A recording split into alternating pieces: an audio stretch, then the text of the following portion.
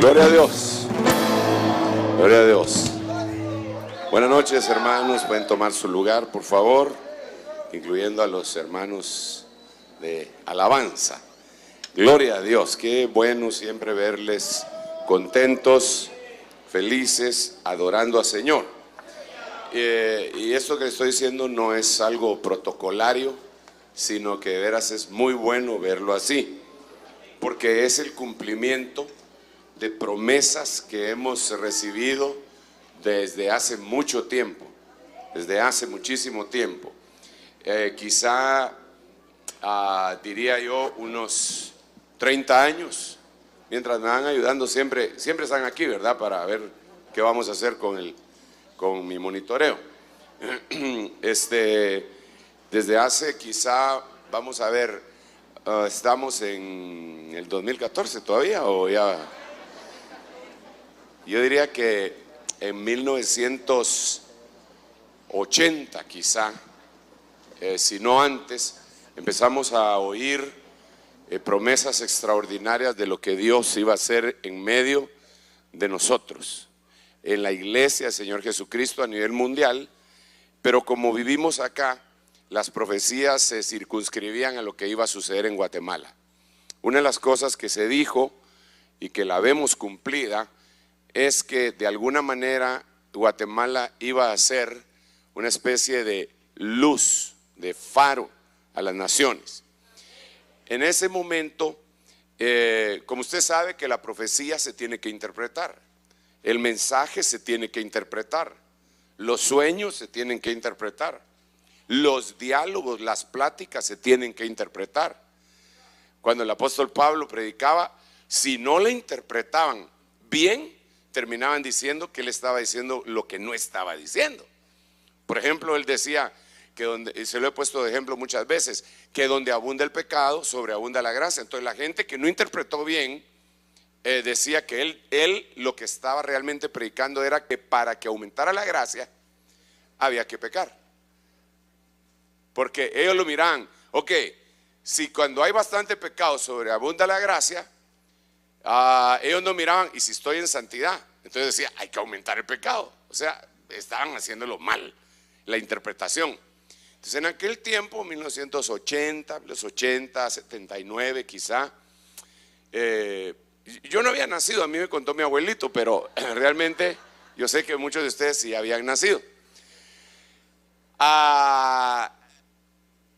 Se empezó, lo interpretamos mal, hermano, realmente lo interpretamos mal.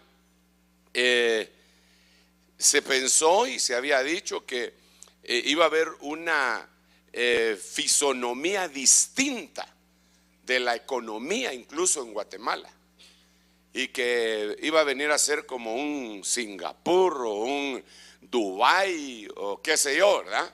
En cuanto al económico, y el modelo democrático iba a ser extraordinario y un montón de cosas, ¿ah?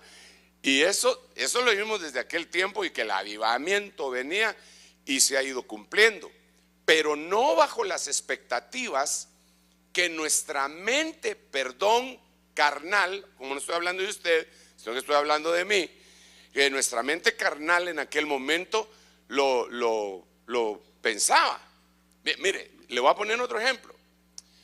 Los judíos del tiempo del Señor Jesucristo esperaban al Mesías, sí o no, y los que lo recibieron, que sí lo recibieron, entendieron todo el mensaje, sí o no.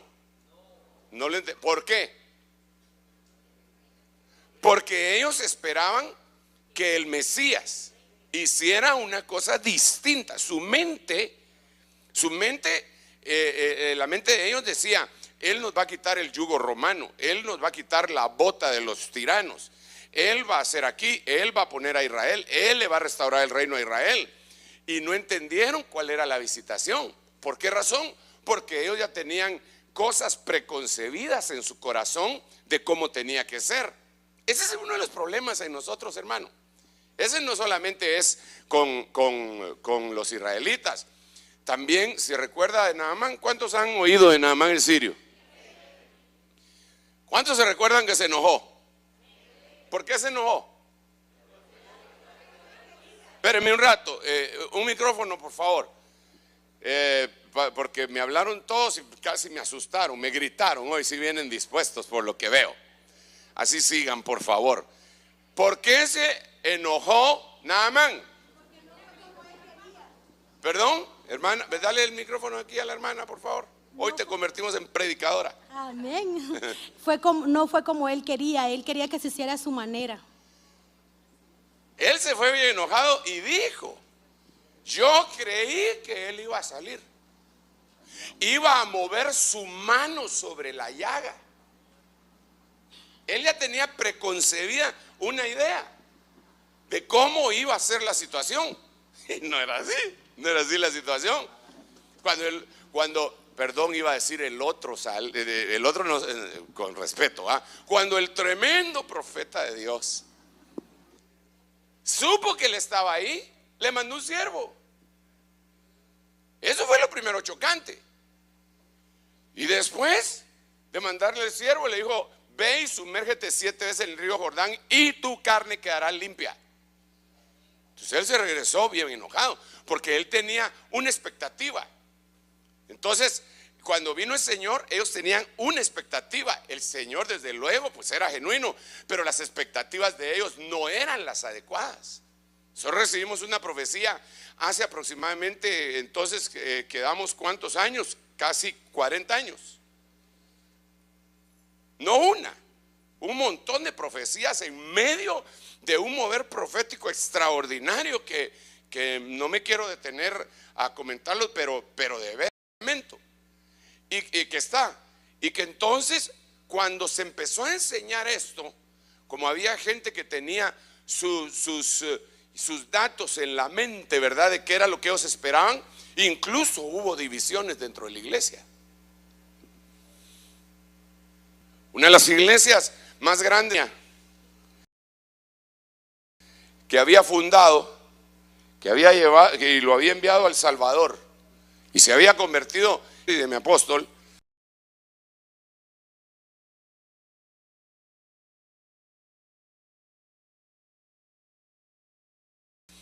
se retiró cuando se empezó a enseñar el tabernáculo de David, porque decía que lo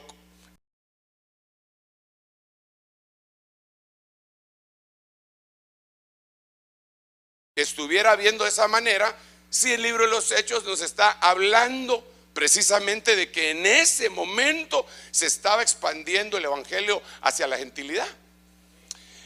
Entonces nosotros nos empezaron a enseñar y, hermano, nos circunscribimos en aquel tiempo únicamente a la alabanza. Y la alabanza empezó a explotar de una manera preciosa.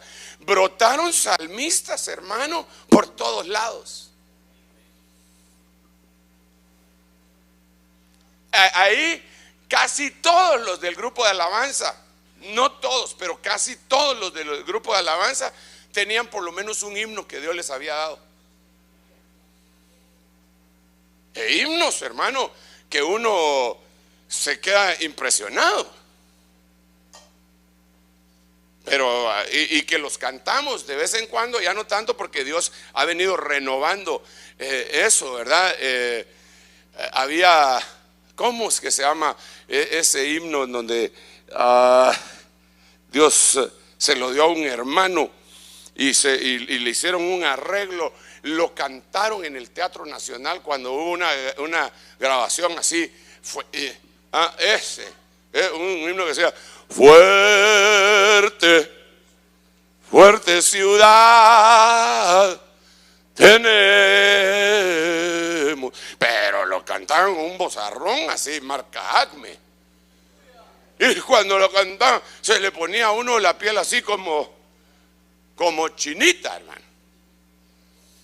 Esos himnos se los daba el Señor a los hermanos de ahí de la alabanza y del pueblo también. Había unas cosas extraordinarias. Pero el problema es que nos quedamos en eso. Entonces ahora han pasado, ¿cuántos años dijimos? Del 78 para acá, 36. 36 años. Y el Señor, gracias a Dios, todavía no ha venido, pero ya va a venir. Y pregunto, ¿la promesa habrá cesado? Sigue vigente. Entonces tiene que haber una restauración del tabernáculo de David, pero ya no solamente basado en lo que nosotros conocimos en aquel momento, que se circunscribía únicamente a la alabanza, pero sí hay que darle una revisadita a eso. Entonces yo quisiera hablar con ustedes en esta noche de la restauración del tabernáculo de David, después de esta breve introducción, acerca de la necesidad que en la restauración del tabernáculo de David se mueva lo sobrenatural. Mire, hermano, no lo fabricado ni lo almático. ¿Ok? No, que para que la gente se alegre uno tenga que decir: hermano, viera que la campaña era tremenda, los ciegos saltaban y los cojos oían y los sordos hablaban.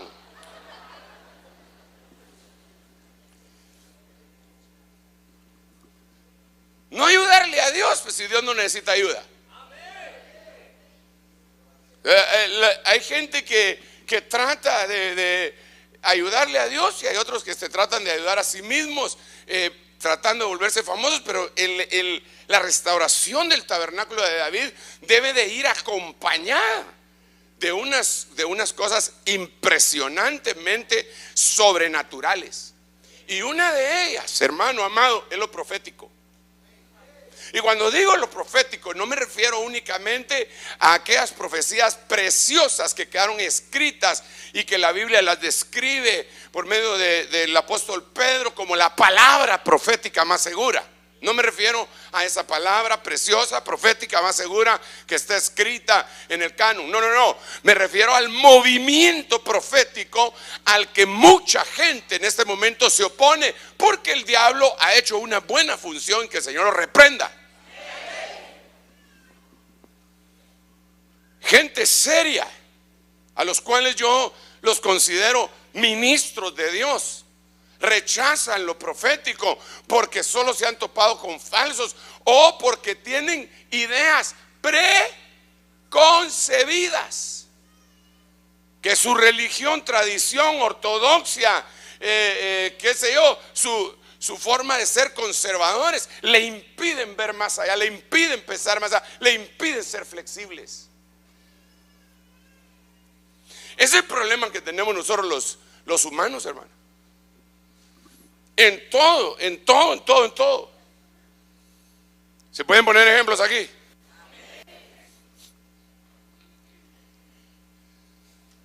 Por ejemplo, si hay un médico, un hombre que estudió, ¿cuántos años se estudia para ser médico? Bueno, se estudia toda la vida, ¿va? Pero ¿cuántos años son de la carrera de medicina? ¿Hay alguien que sepa, alguien que estudió acá y que se graduó recientemente? 7, 6, 5, 4, 3, 2, 1. Pongámosle 6. Y le costó. Y después sacaron un posgrado de 3 años. Ya van 10, más o menos, para ir redondeando. Y se echaron otro posgrado de otros 3 años.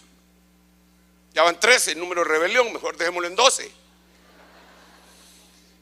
Después de 12 años de estudiar todo lo que le enseñaron sus maestros, de repente alguien viene y les dice: mire usted, ¿y usted qué opina de la medicina natural? Y de la forma como los chinos curaban hace 5,000 años. La mayoría de ellos les van a decir: ya son charadas, porque no son flexibles, porque preconcibieron ideas y no se abren a lo nuevo, que puede ser antiguo. Solo por ponerle un ejemplo, en el tiempo pasado los médicos le ponían sanguijuelas a la gente. ponían sanguijuelas hace muchos años, desde luego. A usted nunca se las pusieron. Ahora tenemos otro tipo de sanguijuelas, pero enquistados en diferentes partes de la sociedad. Esas son otras 20 pesos. Pero le ponían sanguijuelas a la gente. Y entonces, cuando la medicina alcanzó su auge, dijo: no, eso es una tontería, que no sé qué, que por aquí, que por allá. Recientemente se descubrió que tenía su valor ponerle sanguijuelas a la gente. Y es más, hay una terapia en base a eso. Y cuando uno lee, dice: ¿y dónde consigo sanguijuelas? Bueno, allá en la 9ª Avenida hay bastantes, pero ese será otros 20 pesos. Pero volvamos al punto. No me quiero meter en líos, por favor. Hermano, la 9ª Avenida no le dije ni de qué zona.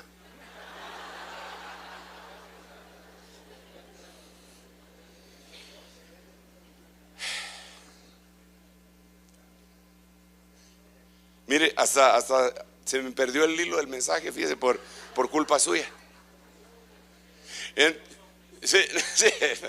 Entonces, lo que quiero decirle es que hay gente que son hijos de Dios, ministros a los cuales particularmente yo respeto, pero que no estoy de acuerdo cuando hablan del tema de profecía en la iglesia. Porque dicen: no, profecía en este tiempo ya no hay, eso ya no hay, ya se cerró el canon. Y entonces, ¿por qué la Biblia dice que iban a venir falsos profetas? Si ya no hay, ¿cómo iban a venir falsos profetas? Tenían que haber verdaderos. ¿Cómo puede haber algo falso si cualquiera que se levante y diga: soy profeta, agarren, mátenlo, apedréenlo? Ese es profeta, no profeta. Que no podría ser.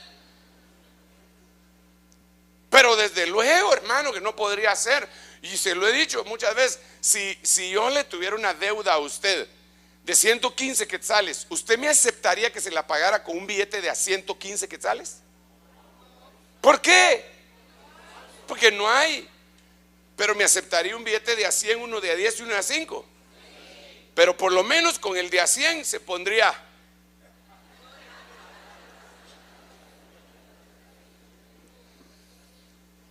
¿Haciendo qué? Probándolo. ¿Por qué lo tiene que probar? Porque sí hay, pero también hay falsos. Cuando el Señor dice: probad a todo espíritu, ¿qué quiere decir? Que no hay espíritus. Que hay. Y entonces los tienen que probar. Cuando se dice que se probaban a los apóstoles, ¿qué quiere decir? Que no hay apóstoles. Que hay, pero que hay un montón falsos. Entonces hay que ponerlos contra la luz. A luz de la palabra. Denle un aplauso al Rey bendito. Entonces viene el Señor. Y yo le quiero hacer una pregunta a usted: ¿hay profetas, sí o no? Pregúntale al que tiene la par: hermano, ¿hay profetas o no hay profetas? Aleluya. Entonces la restauración del tabernáculo de David tiene que ver mucho con el movimiento final. Y una de las cosas muy importantes es lo profético sobrenatural. Pero aquí viene otra vez, hermano, lo que cuando yo lo leo digo: wow, esto es impresionante. Porque digo yo, muchos tienen otra vez, vuelvo a la carga, muchos tienen ideas preconcebidas de lo que es un profeta. Usted es profeta, profetíceme. Y si no le profetiza, ya no es profeta. Y otros profetas, otros que se dicen profetas, creen que es solamente de hablar y decir: así dice el Señor.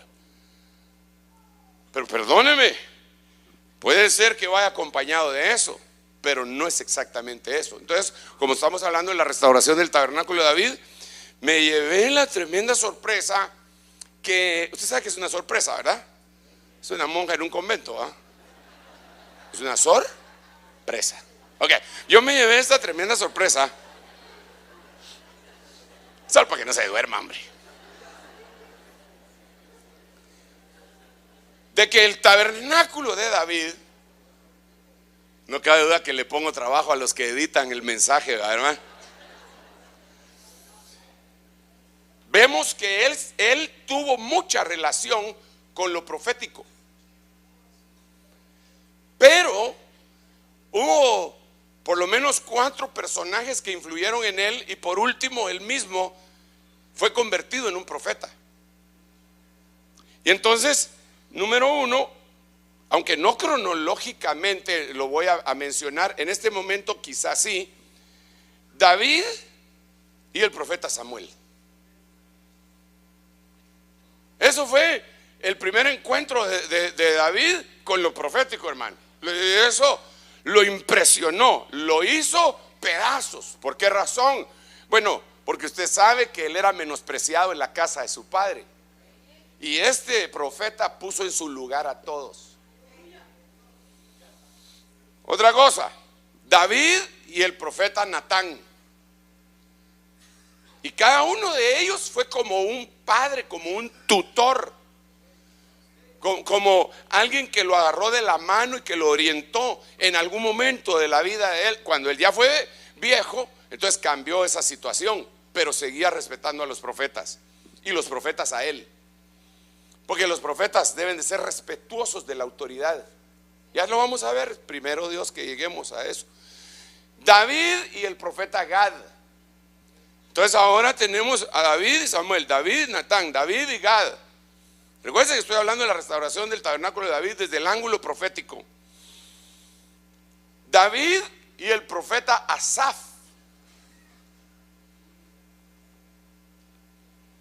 Y por último, David el profeta. Porque, hermano, discúlpeme, el que anda entre la miel, algo se le pega. Pero yo creo que se puede llegar a convertir en panal y no se le pega solamente, porque a Samuel se le pegó lo profético, pero no fue profeta. Perdón, Saúl. Por la unción de Samuel que Dios le había dado, influenció a Saúl, pero no fue profeta.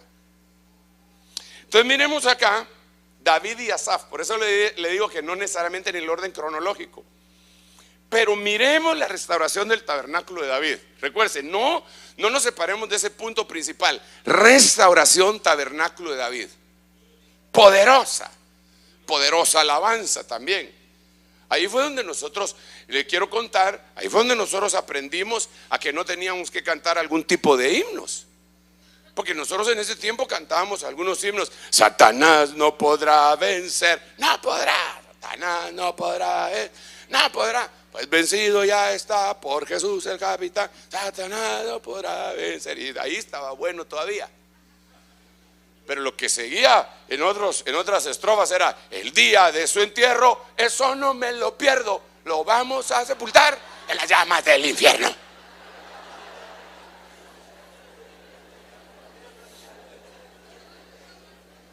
Sí, hermano, sí. Y después se ponían a adorar, ¿va? Aleluya, aleluya, aleluya. Sí, acaban de decir que lo van a...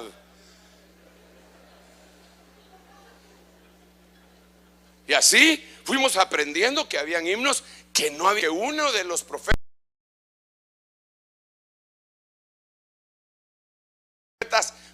cantores, por decirle así, que el profeta David también, rey profeta David, dejó establecido para el reino de Salomón, se llamaba Sakur, que quiere decir mente plena. Es decir, adorar, cantar con mente plena, sabiendo lo que estamos cantando, por el amor de Dios. No solamente que se pegue la musiquita. Me gusta esa música.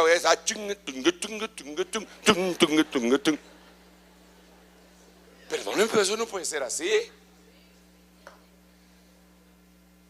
Pero desafortunadamente así todavía hay mucha gente que se rescata. Entonces en aquel tiempo incluso cantábamos himnos. Tú tienes la culpa, yo tengo la culpa de que no baje la bendición. Pero hermano, por el amor de Dios. Mire que y todavía nos volteábamos a ver para hacer más interactivo tú tienes la culpa, tengo la culpa.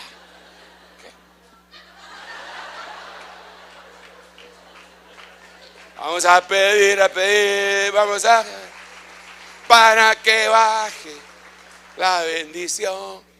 Y lo tremendo es que Dios nos bendecía aún cantando de una manera que no era adecuada. La gente cantaba, todos cantaban, hermano, no como ahora que yo veo a muchos y digo, qué pena. No aquí desde luego, sino que aquí y allá.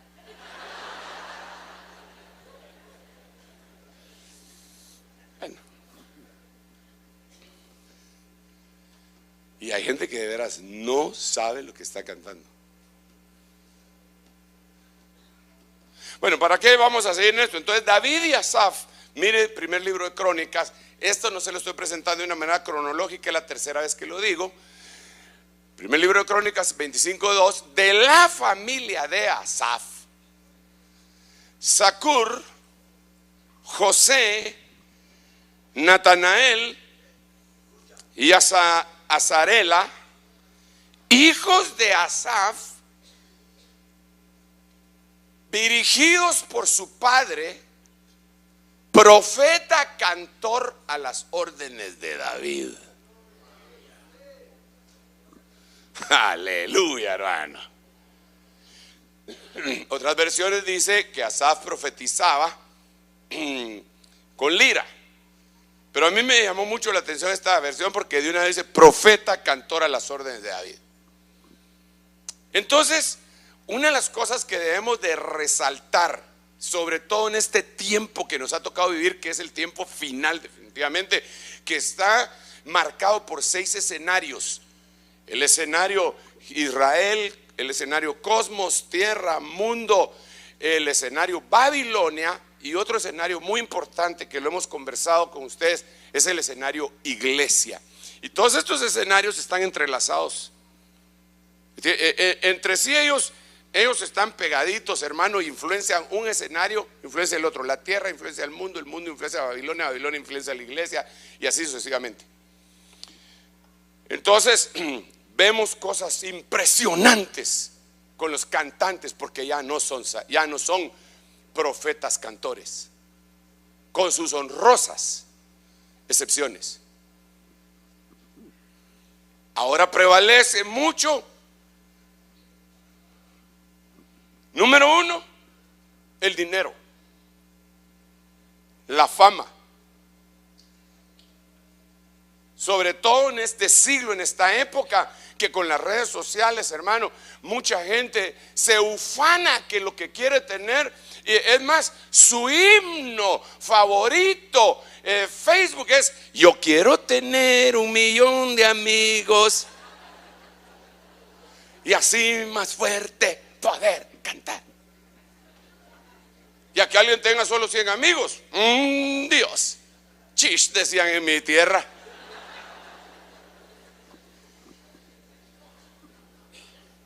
Como que al tener más alcance, y hermano, esto es mortal para el movimiento de alabanza que se debería de circunscribir a lo profético, a cantar de una manera profética. No a grabar himnos porque hay que llenar un cupo, porque ya el mercadeo nos menciona que tenemos que sacar otro cassette, o sí. No, así no debería ser. No vendiendo el talento que Dios ha entregado, no pavoneándose como un artista del mundo, y la misma gente, la misma industria contaminando, la industria que viene del mundo contaminando y contratando a nuestra gente que Dios los ungió y los levantó en algún momento y que ellos vendieron su don. Allá en Estados Unidos, año con año, se hace una conferencia que no voy a decir el nombre, pero se llama Expolit.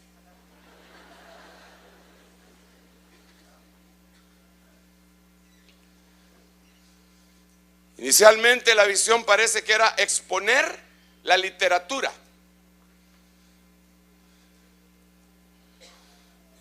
Yo me opongo siempre a eso, hermano. A veces me cuelan.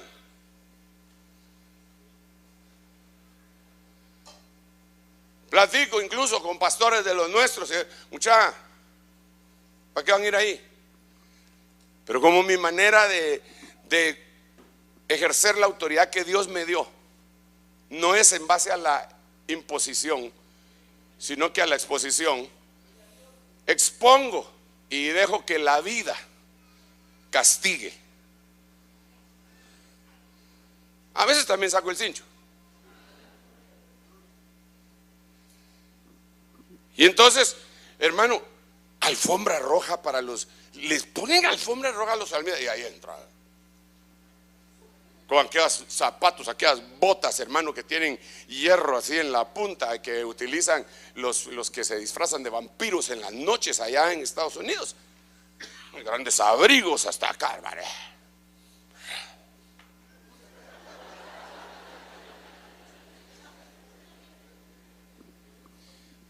Y yo soy legalista porque digo yo, pero ese no me parece un profeta, salmista.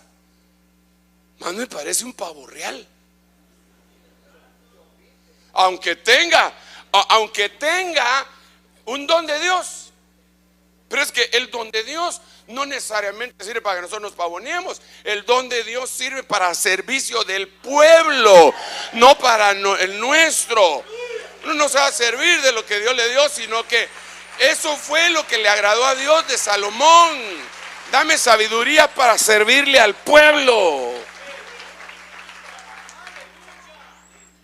Entonces, no se nos debe de olvidar, en la alabanza debe existir lo profético como elemento principal. No solo el ritmo, armonía y melodía, eso está precioso, excelente, extraordinario, pero debe de haber lo profético. Los músicos, perdón que diga músicos, es para darme a entender, pero la palabra músicos viene de musas, y las musas pues eran personajes mitológicos de la antigua Grecia, en donde tal vez no deberíamos decirles así, pero para darme a entender pues.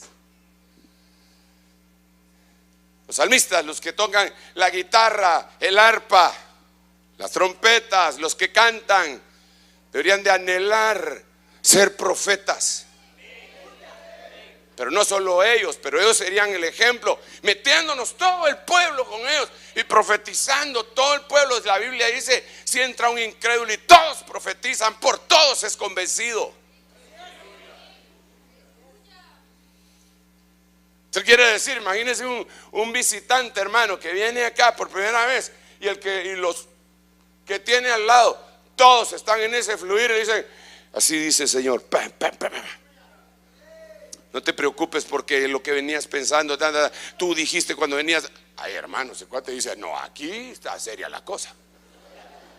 Aquí o me voy o me quedo. Y si me quedo bien. Entonces yo le quiero suplicar en el nombre del Señor Jesucristo, como pastor de esta iglesia que el Señor me puso, le quiero suplicar lo siguiente: no se vaya de boca con la alabanza,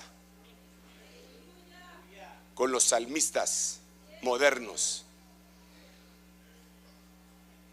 Ahora, como las redes sociales, como sirven para informar y para desinformar también, ¿verdad? Pero algunas cosas que uno al investigar dice, wow, esto está impresionante. Hay una salmista, fíjese que eso yo lo oí, esta doctrina yo se la oí a un hermano muy conocido que de él, si no voy a decir el nombre porque yo no vine a apelar a la gente, sino que le vine a advertir a usted. Pero a mí me invitaron a predicar en un lugar en donde iba a estar este salmista, no aquí en Guatemala, en otro lado. Y yo llevaba un mensaje que se llamaba el perfecto amor. El Señor me lo había puesto en mi corazón y yo dije, esto voy a hablar, perfecto amor, de qué se trata, es precioso, para mí precioso. Y llegué y él estaba cantando bonito, porque cantan bonito, hermano, eso no podemos decir que cantan feo, ¿eh? Y entonces de repente empezó a hablar y dijo, antes yo me preocupaba mucho porque yo crecí sin padre, dijo él. Entonces como yo crecí sin padre, siempre traté de andar agradando a la gente.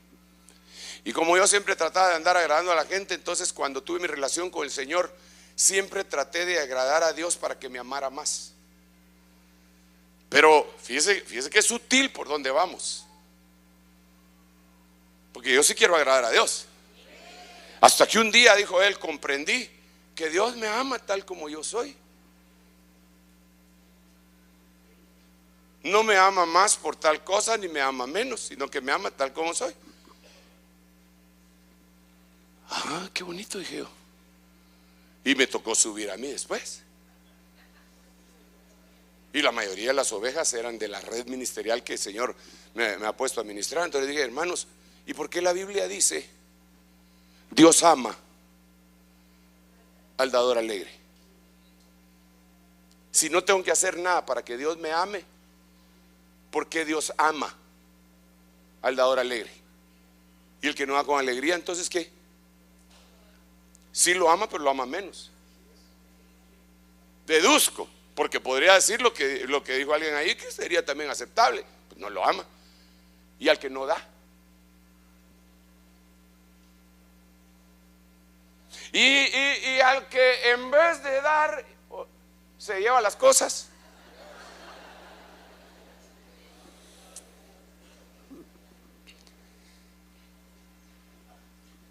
Entonces Dios si quiere que hagas algo para agradarlo y amarte más.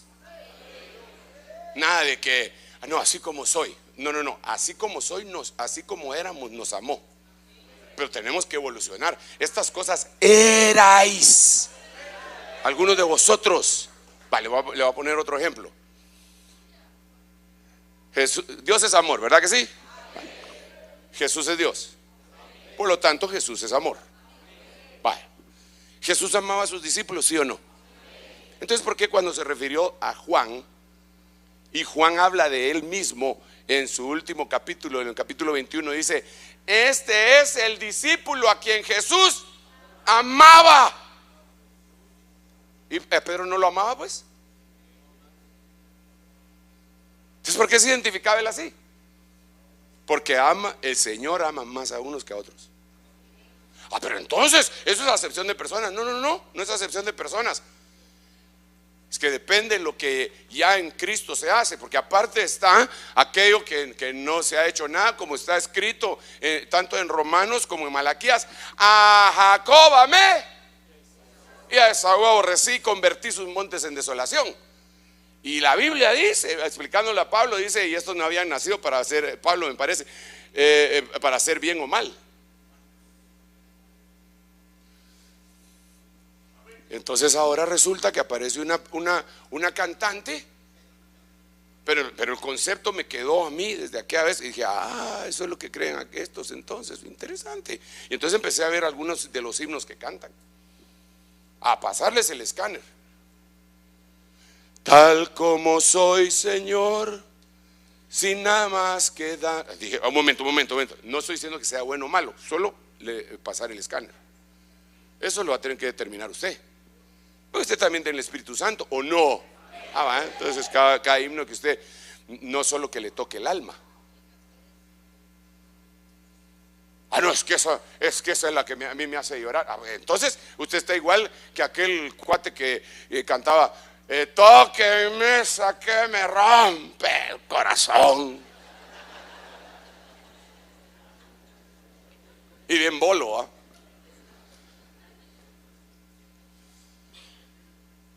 ¿qué es lo que le agrada a Dios? Entonces ahora recientemente, en esta semana que llevamos, salió a la luz una mujer que la están entrevistando en una salmista famosa, cantante cristiana famosa, que dice que es lesbiana y que Dios la ama tal como ella es. Sí. Pero un montón de gente que lo sigue. Veo otros, hermano, para no decir nombres, Gilson,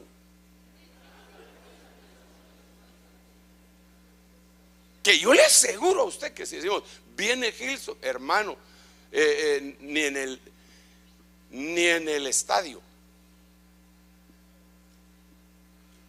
cabrían las gentes. Y el cuate viene, se hace para atrás,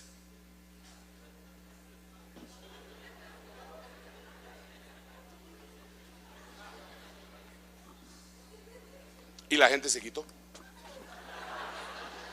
Eso está en las noticias.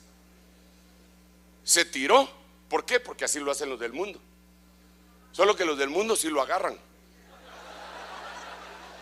para tocarlo, es su ídolo y tal vez para otras cosas, ¿verdad?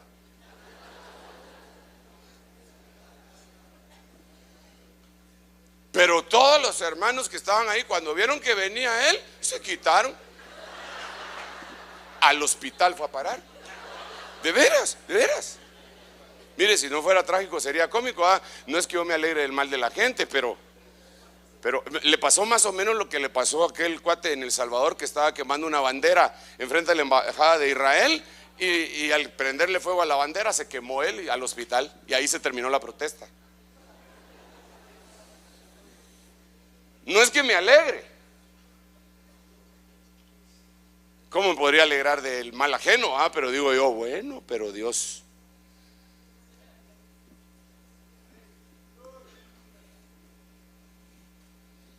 Entonces, la restauración del tabernáculo de David tiene mucho que ver con la alabanza. Mire, desafortunadamente me he detenido demasiado en la introducción y haciendo énfasis en esto.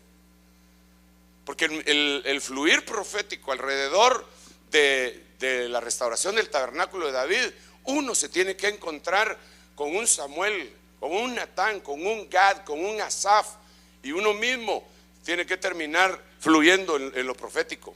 Y eso es parte de la restauración del tabernáculo de David, y no es para los ministros solamente, es para todos, es para usted. Entonces, por favor, póngale mucho ojo, sin preguntar ni nada, pregúntele al Espíritu Santo. Si usted siente paz mientras está oyendo, no me venga, hermano, pero fulano de tal, ya con nombres, ¿verdad? Pero fulano de tal, fíjese cómo me gusta tal himno y me enteré de tal cosa. Usted no sabe el momento en el que él estaba cuando el Señor le dio ese himno, si proviene del corazón de Dios o no. Tampoco vamos a convertirnos en los supuestos defensores de la alabanza, ¿verdad? Y no, Dios es el más interesado en mantener pura la alabanza en medio de su pueblo, y no en base a nuestros gustos. ¿Está aquí conmigo todavía? Ya vamos a orar, no se preocupe. ¿Usted ya ha venido orado o no? Aún eso de la oración, como que lo encajona a uno. A mí no se me olvida una vez, hermano, que estaba en un discipulado y los hermanos que iban a dirigir la alabanza agarraron la guitarra y empezaron a tocar un himno, y ellos así como que estuvieran practicando, y empezó a descender la presencia de Dios de una manera extraordinaria, preciosa, pero todavía no ha empezado el discipulado, pero deliciosa, hermano, hasta que llegó el que le tocaba dirigir en esa oportunidad. Digo, bueno, hermanos, cállense ya, hermanos, vamos. A ese hermano le pusimos por sobrenombre a partir de ese momento el bombero, porque apaga el fuego.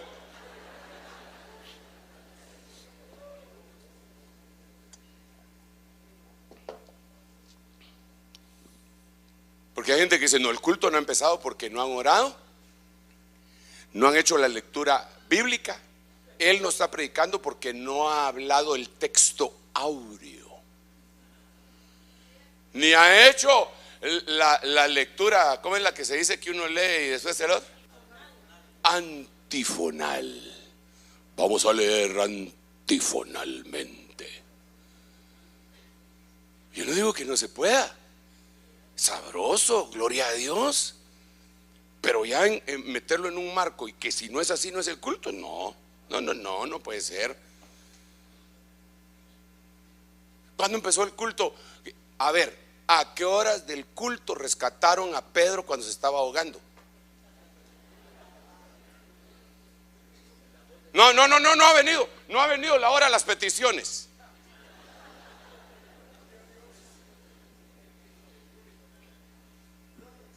Bueno, pero sigamos.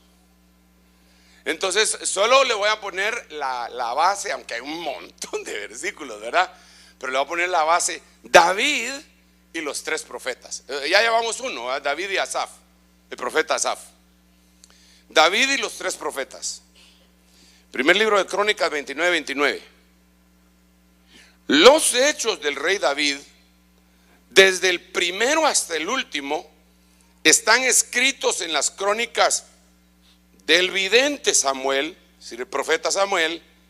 Aquí le ponen vidente, pero la Biblia dice que todo el mundo sabía que David Samuel era profeta.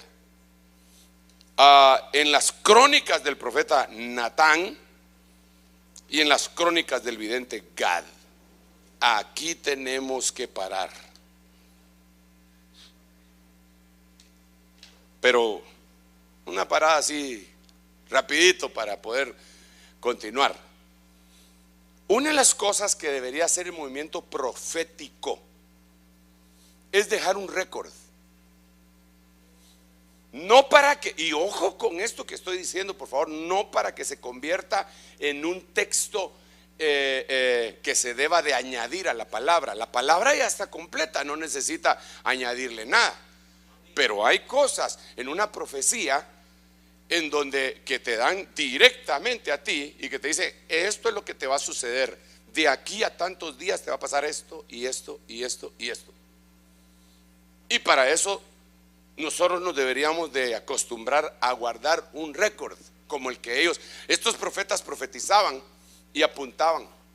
El libro de las crónicas del vidente Samuel, y en las crónicas del profeta Natán, y en las crónicas del vidente Gad, ellos tenían una visión y la apuntaban.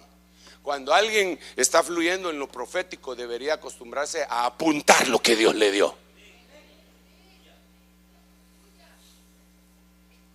Escribe la visión en una tabla, le dijeron a aquel profeta, para que todo aquel que lea corra. Entonces hay que escribir: el Señor me dijo esto, y poner la fecha. Me dijo esto tal fecha. ¿Por qué razón? Porque cuando pase el tiempo, hermano, aquello va a venir a servir como un bálsamo en algunos momentos, pero también como una confirmación extraordinaria para aumentar la fe.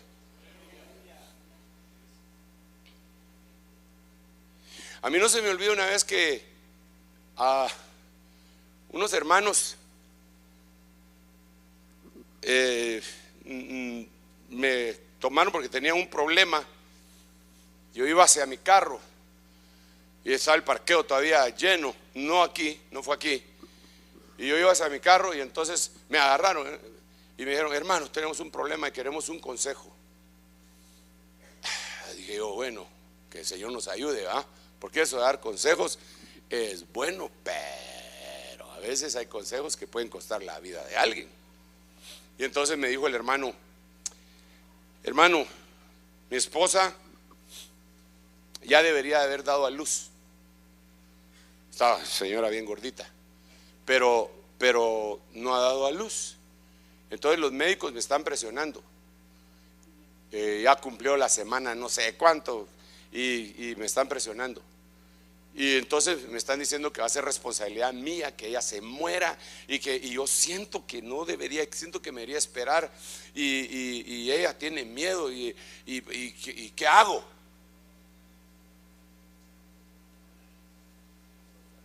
Entonces yo dije: bueno,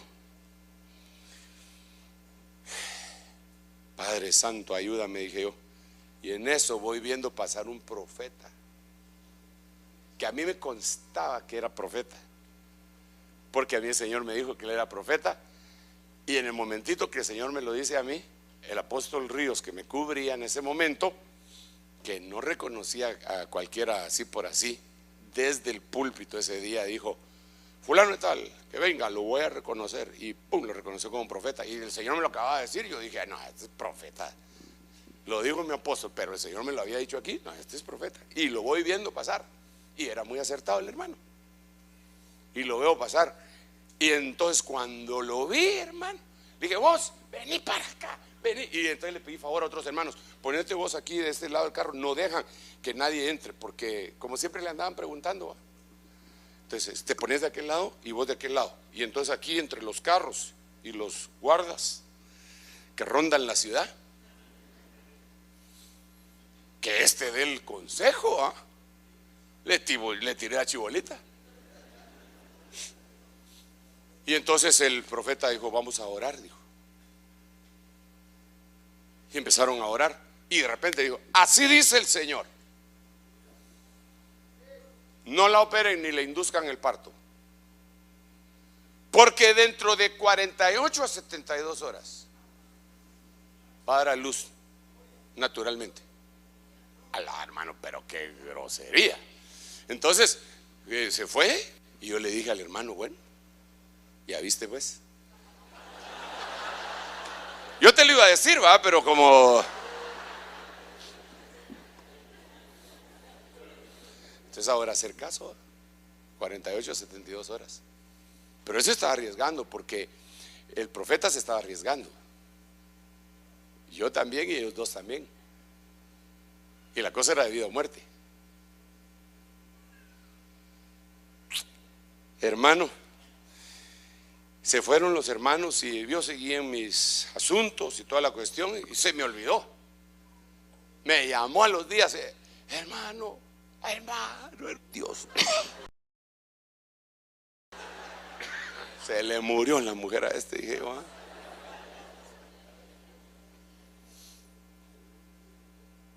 ¿Qué pasó? Mi esposa. Pero apúrate, papadito, ¿qué pasó? Dio a luz. Y entonces el Espíritu Santo me habló y me dijo: recuérdate de la profecía. ¿Cómo fue que le dije a mi siervo que dijera? Entonces, entre 48 y 72 horas. Entonces agarré mi calculadora. No, en ese tiempo no habían calculadoras, sí habían, pero 48 más 72, ¿cuánto da? 120.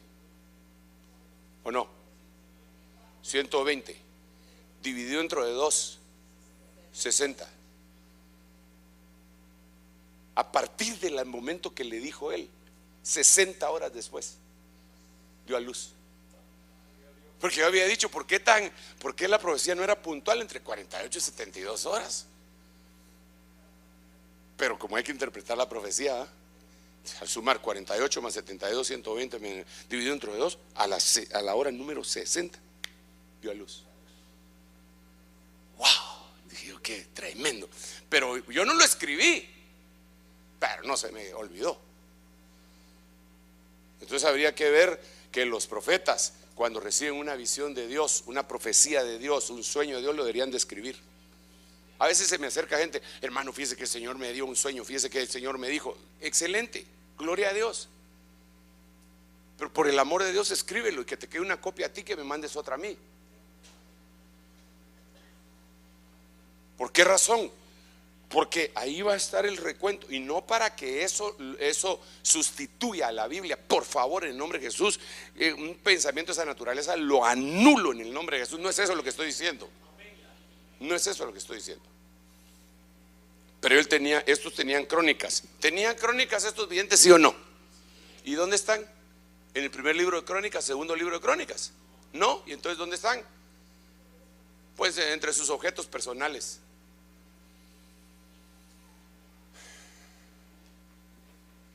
Quizá en el libro de Samuel podría ser visto como una crónica de Samuel. Entonces, como el tiempo se me terminó, pero hoy es viernes, hay mucho tránsito todavía, voy en las calles. A mí no me gusta que usted ande estresado, hermano. Miremos así rapidito: David y Samuel. Me hace falta explicar entonces: David y Samuel, David y Natán, David y Gad, y David. Pero ya le di el mapa, por si usted quiere continuar. Miremos esto: primer libro de Samuel 16:13. Entonces Samuel, este es el primer encuentro, hermano. Samuel tomó el cuerno de aceite y lo ungió en medio de sus hermanos. Y el Espíritu del Señor vino poderosamente sobre David desde aquel día en adelante. Y luego Samuel se levantó y se fue a Ramá. Paremos acá, hermano, solo una preguntita, por favor. ¿Verdad que Dios es poderoso? Y Él puede hacer lo que sea y lo que le dé la gana. Entonces aquí me surge una pregunta, y yo sé que eso es así, y sabiendo que eso es así, ¿por qué Dios no envió su espíritu poderosamente, sino hasta que Samuel ungió a este hombre? La pregunta que le estoy haciendo es: ¿podría Dios haber enviado su espíritu sobre David sin la intervención de Samuel? ¿Verdad que sí? Y aquí me voy más atrás. ¿Podría Dios haber llamado a Samuel sin la intervención de Elí? Pero lo tomó en cuenta.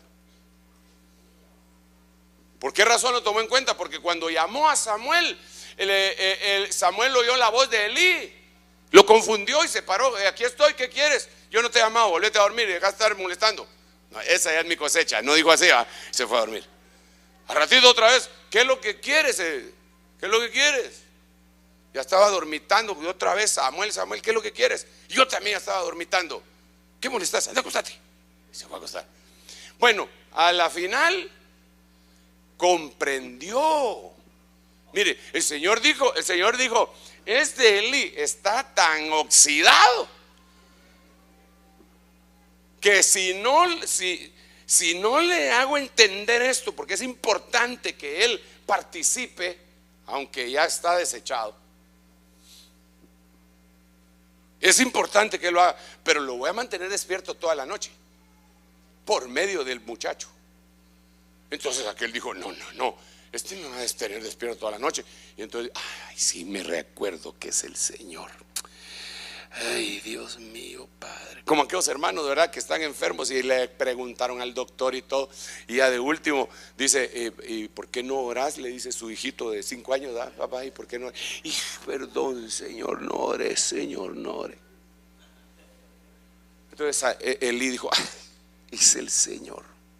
Entonces comprendió, dice la Biblia, que era el Señor. Y le dijo: ¿sabes qué? Vení, cuando vuelvas a oír la voz, dile: heme aquí, habla, que tu siervo escucha.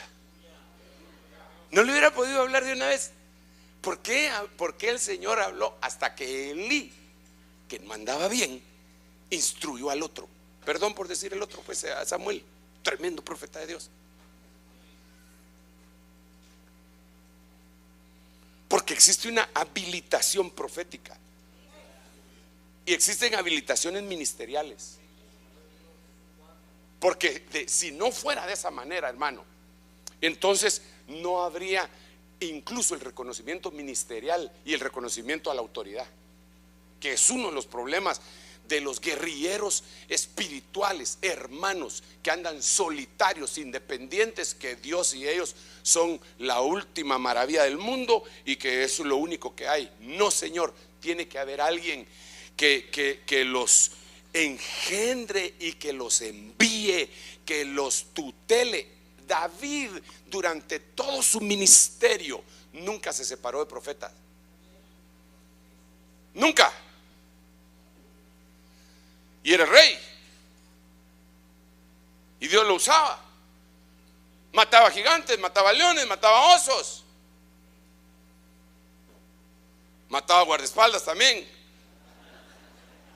Pero eso ya son otras cosas, ¿verdad? Eso mató a Urías. Entonces acá Samuel llegó. Y aquí solo este versículo tendríamos mucho que hablar, pero por causa del tiempo tengo misericordia de usted. Como dijo el Señor Jesucristo: tengo compasión, que hace 3 días que están conmigo y no han comido. Y yo sé que ustedes, pues la mayoría de ustedes se vino sin cenar de sus trabajos. ¿Cuántos no han cenado? Levanten la mano los que, fíjese. Entonces, por amor, lo vamos a, y que, entre paréntesis, ¿y qué va a comer? O sea, bueno, mi comida es hacer la voluntad de mi Padre, me hubiera dicho usted, pero bueno. Mira una cosa aquí.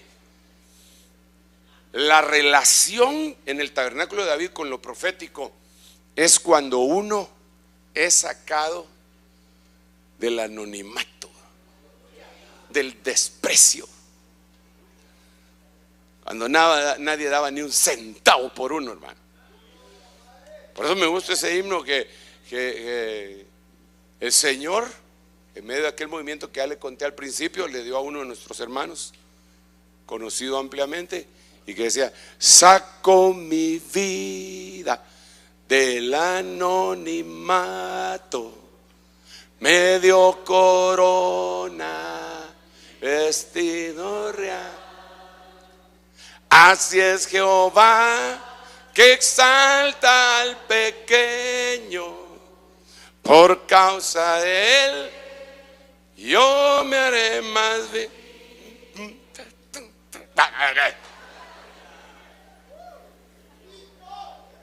Cuando uno tiene un encuentro con lo profético, hermano, generalmente le ponen bálsamo en el corazón y le dice Señor a uno: aunque tus hermanos no te quieran, aunque tus hermanos te desprecien, aunque pienses que sos un loco, que sos al que hay que darle las tareas, las minúsculas tareas, porque solo para quitarte de en medio hay uno que te está viendo en los cielos, que te llama por tu nombre. Aleluya, qué glorioso eso. Entonces lo profético, hermano, mire, de veras es una lástima que tengamos que finalizar, pero lo profético, porque no solo es eso, aquí vemos otras cosas, pero una de las cosas de lo profético en nuestro encuentro, y este nombre de este profeta quiere decir Dios oye, o si no, quiere decir oído por Dios. Eso quiere decir que en la intimidad: Señor, por favor, mira lo que me está pasando, mira. Y de repente le mandan a aquel profeta y le lanza a ese profeta la bendición esa, lo saca de ese estado a la vista de todos los que lo habían menospreciado.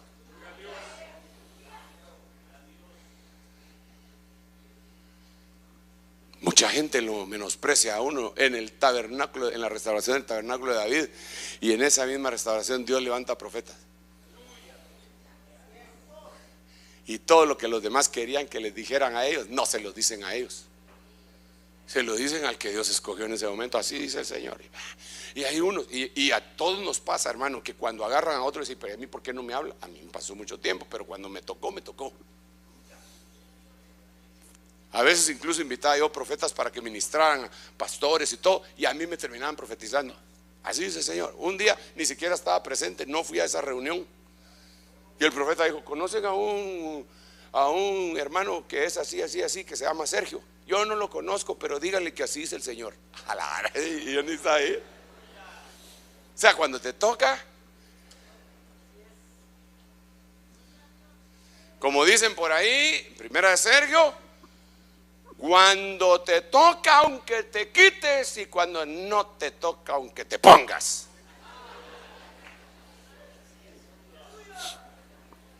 Porque andan un montón que no les toca y ahí está.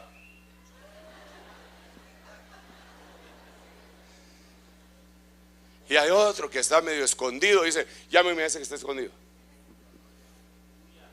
Hermano, llegará el momento. Si has sentido el desprecio de tus hermanos, de los más cercanos, que eso es lo que más duele, porque te desprecia el inconverso, el que no tiene nada que ver contigo, que sí importa, pero no tanto. Pero que te desprecie el hermano, el cercano, eso es muy doloroso.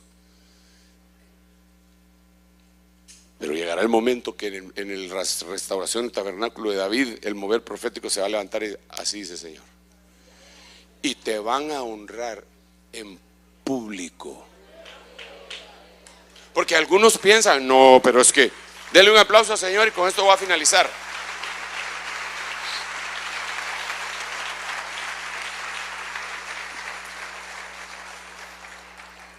Hermano, pero eso que acaba de decir, que lo van a honrar en público a uno, hermano, eso no es bueno, hermano, porque uno no debe buscar la honra. La honra es de Dios, hermano. Mire, no sea así. Porque yo siempre he dicho, eso también está en mi primera carta a los ebenezeritas. El exceso de modestia o de humildad es orgullo. Y la Biblia lo que dice, suban los hermanos de alabanza, por favor, todos. Mire lo que dice, a ver si me ayudan los que son esos hermanos que son, ¿cómo se llama? Concordancias caminando, aquel versículo que dice, y honra a los que, Romanos ¿qué? El versículo que dice, vida, honra y gloria. 2. Sí, aquí está. Dice, el cual pagará a cada 2:6, el cual pagará a cada uno conforme sus obras, vida eterna. ¿Cuántos quieren vida eterna? A los que perseverando en bien hacer, buscan ¿qué? Buscan gloria y honra e inmortalidad. Entonces pregunto, ¿entonces se puede buscar gloria? ¿Se puede buscar honra? Pues según el apóstol Pablo, dice que sí, solo que hay que hacerlo haciendo el bien. Eso para aquellos que dicen, no hermano, la gloria es de Dios. Claro que la gloria es de Dios, pero la Biblia dice que nosotros podemos buscar gloria, honra e inmortalidad y vida eterna, haciendo el bien. Así dice la Biblia, pues. Ahora, si usted es tan demasiado humilde que no quiere que el movimiento profético lo alcance y un día en público lo honre, y no dice la Biblia, pues, no dice la Biblia que le pidas a tu Padre en lo secreto, y el que ve en lo secreto, ¿qué? Te recompensará en público.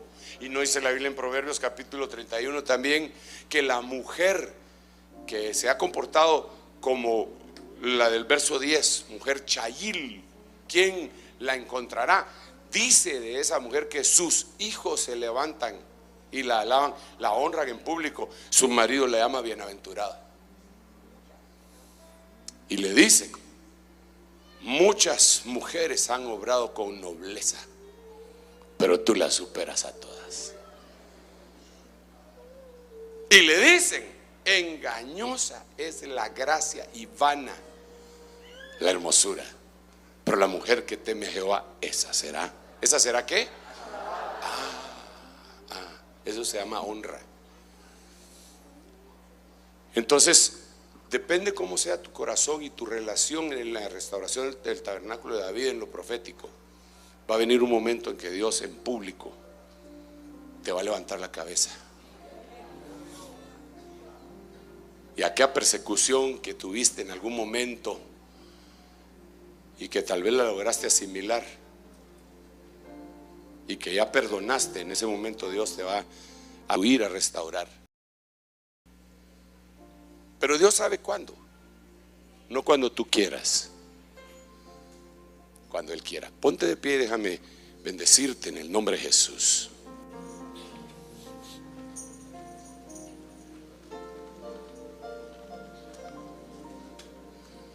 Vamos a hacer una oración y voy a rogar al pastor que de turno que venga a ayudarme en esta oración, debido a que todavía estoy en un periodo de reposo. Padre, en el nombre de Jesús, ten misericordia, Señor, ten misericordia. Ten misericordia de nosotros y permite que en esta restauración del tabernáculo caído de David, que tú prometiste que lo ibas a levantar en medio de nosotros, nosotros tengamos esta participación profética y esta relación con lo profético, Señor, en el nombre de Jesús.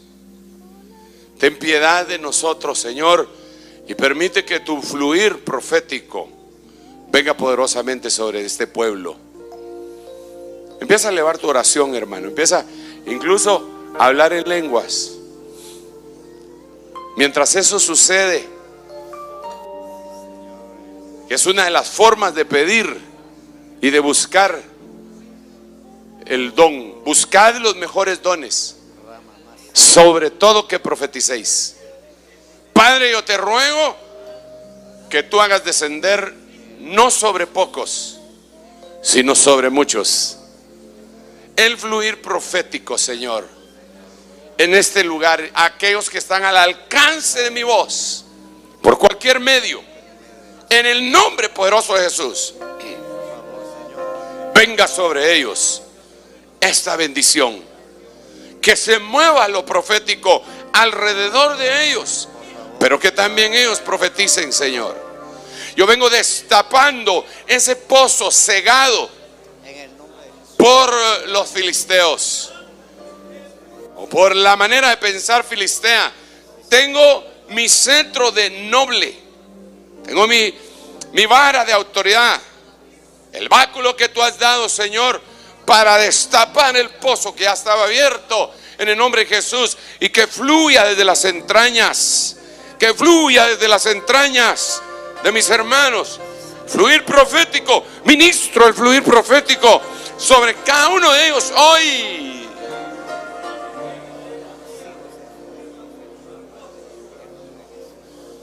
Sigue recibiéndolo, anhélalo con todo tu corazón, porque el que lo anhela ciertamente lo terminará recibiendo si perseveras en ese anhelo. Recibe, hermano, ese fluir profético en tu corazón. Pídeselo al Señor. Dile: recibo ese fluir profético. En el nombre de Jesús te sea ministrado ese fluir profético. Y una de las cosas que fluir profético es sacar del anonimato. Si en medio de nosotros hubiera gente que no conoce al Señor Jesucristo, esta es la oportunidad que Dios le da. Véngase aquí al frente. Si hubiera gente que no conoce al Señor Jesucristo, si gente que quiera reconciliarse con el Señor, véngase aquí al frente, por favor. En el nombre de Jesús. Usted que no conoce al Señor Jesucristo, esta es la oportunidad que Dios trae esta noche para que usted venga a abrir su corazón.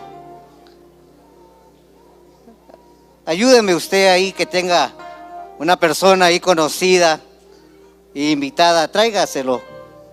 Hágale la invitación a usted que se ha alejado del Señor. Esta es la oportunidad también de que usted venga a acercarse. En el nombre de Jesús.